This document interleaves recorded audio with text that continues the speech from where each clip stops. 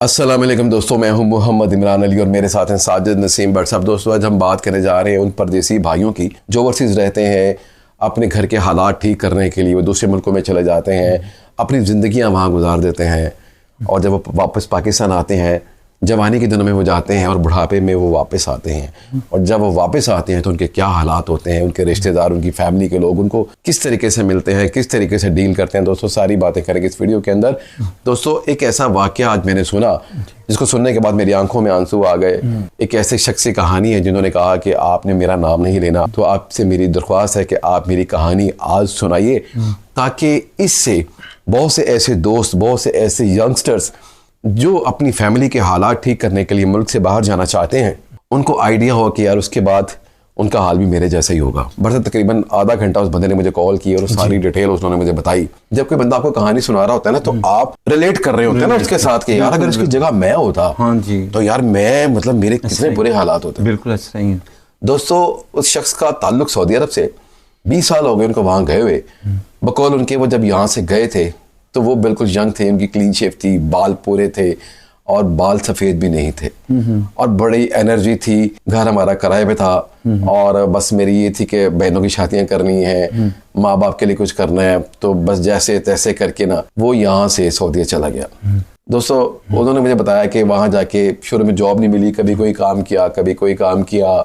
वहाँ गर्मी भी होती है तो न दिन देखा ना रात, कि बस यही मिशन था कि मैंने बहनों की शादियां करनी है, माँ बाप के लिए कुछ करना है। तो बस वो दिन रात मेहनत करता रहा, जो कमाता रहा वो पाकिस्तान भेजता रहा। अच्छा दोस्तों, शख्स ने आज तक शादी भी नहीं की कि बस उसको यही बता रहा था कि बस यही होता था कि घर से बस यही फोन आता था कि आज बिजली का बिल बहुत ज्यादा आ गया, जहाँ पे बहन की शादी की है उनकी ये डिमांड है, वहाँ ये देना है। तो वो बेचारा वहाँ पे मेहनत करता रहा दिन रात, जैसे तैसे कफील के तरले करने, उससे पैसे उधार ले लेने और वो घर पैसे भेजता रहा। वो जब उसने मुझे बताया कि बट साहब उसकी आंखों में भी आंसू आने वाले थे, जो मुझे उसकी आवाज़ से फील हो रहा था। सही। वो कहते हैं इमरान भाई मैं आपको सच्ची बताऊं कि मैं जब भी घर फोन करता था ना, मुझे बड़ी ख्वाहिश होती थी कि मुझे घर वाले कभी ये पूछें कि यार क्या हाल है, तो अपने सुना, अब तुम्हारी शादी का भी कुछ करना है, बस सारे काम हो गए हैं, अब तुम वापस आ जाओ। कह रहा मेरे कान इन बातों को सुनने के लिए तरस गए थे, लेकिन फरमाइशें आ जाती थी। बस ये होता था कि बिजली का बिल बहुत ज्यादा आ गया, गर्मी आ रही है, कूलर लेना है, अब ये करना है, एसी लगवाना है, वो बहन की तरह वॉशिंग मशीन तुम्हारी तरफ देनी है। तो बस ऐसी फरमाइशें ही आती रहती थी। वो कहता कि यार मैं बस ये सोचता था कि काश कभी मुझे कोई ऐसी कॉल भी आए कि जिसमें मुझे ये कहा जाए कि बस अब बहुत हो गया बेटा, अब तुम वापस आ जाओ, अब ना हमने तुम्हारी शादी करनी है। दोस्तों उसने मुझे बताया कि इन शॉर्ट बात करता हूँ कि वो कहता है कि मैं तकरीबन इमरान भाई कोई 20 साल के बाद वापस आया। अच्छा। मेरा ख्याल था मुझे एयरपोर्ट पे लेने के लिए सारे आएंगे, कहता मुझे एयरपोर्ट पे लेने के लिए कोई नहीं आया। अच्छा। हाँ। कहता उसकी वजह ये है कि मैंने पिछले 6 महीने से उनके घर वालों की फरमाइशें पूरी करना तकरीबन कम कर दी थी। अच्छा। तो अब होता था ये था कि वो मेरे साथ गुस्सा भी हो जाते थे कभी कि वो अब ये घर के मसले कैसे हल होंगे, कैसे ठीक होंगे, तुम पैसे नहीं भेज रहे। अब उसने मुझे बताया कि वहाँ के हालात भी ठीक नहीं है, जो पहले काम था उस तरीके से काम नहीं है। जब मैं घर पहुंचा तो अब मैं घर जाके मैंने घर के हालात देखे हैं तो मैंने अपना सर पकड़ लिया। मैंने कहा यार मैं तो वहां पे इतना पैसा भेजा इनको, वो कहाँ है। अच्छा। अब उसने कोई किसी पे गिला शिकवा नहीं किया, किसी बहन पे, माँ पे, बाप पे, भाई पे उसने गिला शिकवा कोई नहीं किया। उसने गिला शिकवा सिर्फ अपने साथ किया। बट साहब उसने कहा कि यार मुझे ही समझना चाहिए था, मुझे इनको उतने ही पैसे भेजने चाहिए थे जो रियलिस्टिक होते हैं। हाँ जी। मेरे पास जो पैसे आते थे, जो फरमाइश करते थे मैं पूरी कर देता था। कहता उसका नुकसान मुझे भी हुआ और उसका नुकसान इन लोगों को भी हुआ, क्योंकि इनको लगा कि पुत्र बाहर गया है, पुत्र बाहर गया, दरख्तों ला रहे हैं, मेरी जिंदगी तो खराब हो गई।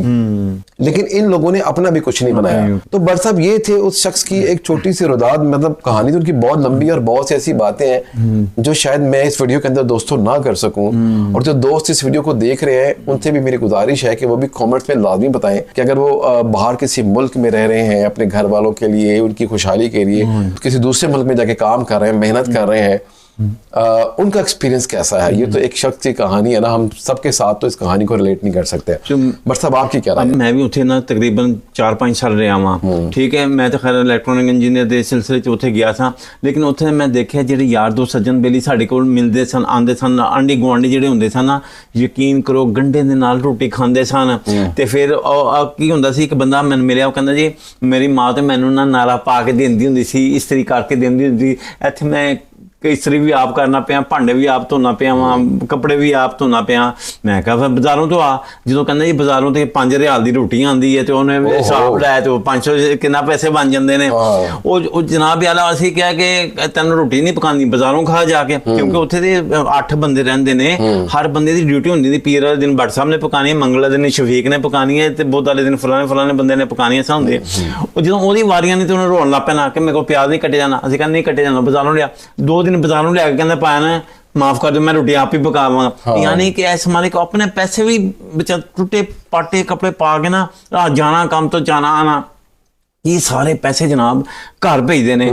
अच्छा हुण घर जिहड़े घर भेजते हैं वो कहते हैं मामा जी दे मकान बनांदा पिया, मकान नूं पैसे भेजदे, फलाने नूं उधार दे दित्ता, मामे नूं उधार, चाचे नूं उधार दे दित्ता। हुण सारे असीं एक पैसा नहीं कोल रखदा सी। ते आखिर की होया कि जदों वापस गया तो बिल्कुल वही यारो वही कहानी होई। लेकिन असीं ये कहना चाहते, असीं दसना चाहते हैं कि जिहड़े परदेसी साडे यार दोस्त देखदे पे ने ना, अद्धे पैसे पूरे कोल रखन ते अद्धे पैसे उत्थे भेजन, ताकि ਜਦੋਂ ਤੁਸੀਂ ਵਾਪਸ ਜਾਓ ਤਾਂ ਤੁਹਾਨੂੰ ਕਹਿਣ ਵੈਲਕਮ ਜੀ, ਆਇਆ ਜੀ ਸਾਡਾ ਭਰਾ ਆਇਆ। ਉਹਨਾਂ ਨੂੰ ਪਤਾ ਲੱਗ ਜਾਂਦਾ ਕਿ 1 ਮਹੀਨੇ ਦੀ ਤਨਖਾਹ ਦੀ 50,000 ਜਾਂ 30,000 ਜਾਂ 40,000 ਰੁਪਏ ਤਨਖਾਹ ਜਾਂ 70,000 ਰੁਪਏ ਤਨਖਾਹ ਹੈਗੀ ਨਾ, 70,000 ਤੋਂ ਇਲਾਵਾ ਉਸਨੇ ਕੁਝ ਨਹੀਂ ਕਮਾਇਆ। ਲੇਕਿਨ ਅਸੀਂ ਉੱਥੇ ਓਵਰ ਟਾਈਮ ਵੀ ਲਾ ਲੈਂਦੇ ਸਾਂ। ਓਵਰ ਟਾਈਮ ਲਾ ਕੇ ਨਾ, ਯਾਨੀ ਕਿ 8 ਦਿਨ ਕੰਮ ਹੁੰਦਾ ਸੀ ਨਾ, ਤੇ 8ਵੇਂ ਦਿਨ ਅਸੀਂ ਛੁੱਟੀ ਨਹੀਂ ਕਰਦੇ ਹੁੰਦੇ ਸਾਂ।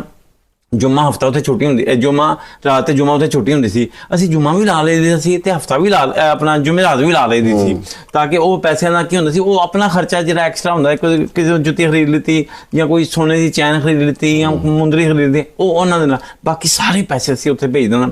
और यकीन करो बाहर जाके इस कदर मुश्किलात आंदियां ने इंसान नूं कि रोना इस मारे आंदा वे कि सारियां हर चीज़ खुद ब खुद हथ ना करनी पैंदी। बट साहब वो मुझे कह रहा था, मैं वो बता नहीं सका, उन्होंने मुझे एक जुमला बोला। जी जी। मैं वो जब जुमला सुना तो उसने मुझे कहा कि यार इमरान भाई मैं आपको सच्ची बात बताऊं, मुझे लगता है कि यार मैं सब कुछ करके भी ना उजड़ गया हूँ। क्या मैं जब वापस आया ना पाकिस्तान, मुझे लगा मैं उजड़ गया हूँ। और बट साहब इसमें जो मुझे लगता है ना, कसूर किसका है? हाँ, सवाल ये है कसूर किसका है दोस्तों। ये बात मैंने उनसे भी कही कि यार कसूर किसका है।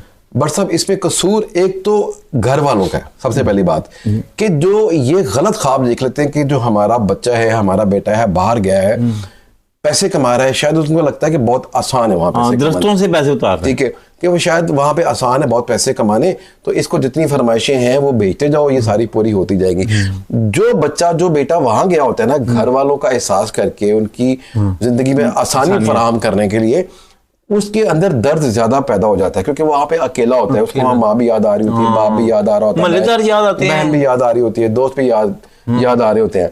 तो वो वहां जाके थोड़ा सा सेंसिटिव हो जाता है। और वो उसको कोई भी फोन करता है ना कि यार वो जो भी उसका नाम है कि यार वो यार ये थोड़े पैसे चाहिए, तो वो बस वो समझ ले कि उस एहसास को मेंटेन करने के लिए वो उनके काम आता रहता है।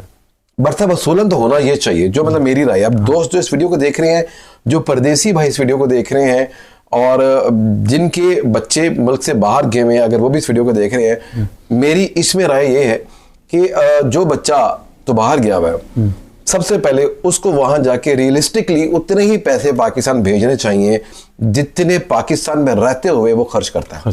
सबसे पहली बात है।